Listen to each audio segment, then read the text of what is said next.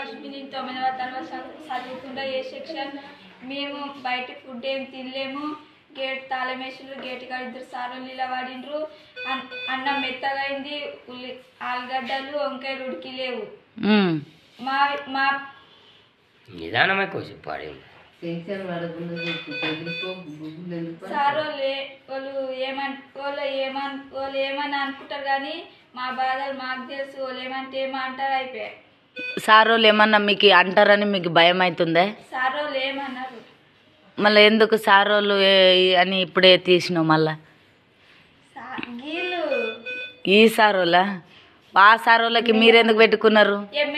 MLA వాళ్ళు ఏమని అంటారు కానీ మా బాధ. ఎమ్మెల్యే వాళ్ళ ఇంటికి పోదాం పరి. వస్తారా అందరు రెడీ? జరాగనా నీవు జరాగంట.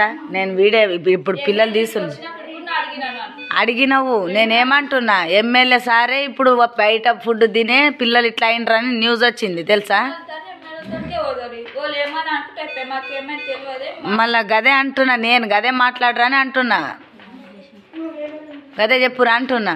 బయట ఫుడ్ తిన్నారనే వచ్చింది. ఏమొచ్చిందన్న మాకు తెల్లార్ల వండిలే నేను తెలుసా? బయట ఫుడ్ అస్సలు ముట్టిగులేము. తిన్నా కూడా తినేలేము అస్సలకి.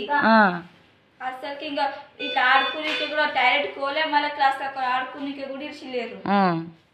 మీ అమ్మ నాయన ఏమన్నా పైసలు ఇచ్చి తోలుతుంటారే తినమని? మా అమ్మలు కూడా పైసలు ఇవ్వకుండా అట్లా బయట ఫుడ్ తింటామని. బయట తినే ఇట్లా అయిన దానికేసి అనే మీరు ఇట పడినరట ఇప్పుడు హాస్పిటల్లో.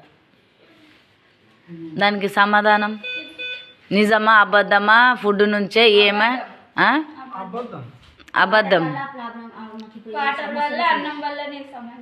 ఏం వల్ల నిలబడు సార్లు 2 గేట్ కాడ ఉన్నారు. పక్కన కూడా టీచర్ అయితే పక్కన కూడా పోతే కొట్టిండ్రు పిల్లలు కొంతమంది. తర్వాత ఏం చేసిండ్రు? బయట బస్సులు అసలు తినలేము. మళ్ళీ బయట తిన్నారనికేసి అంటున్నారు.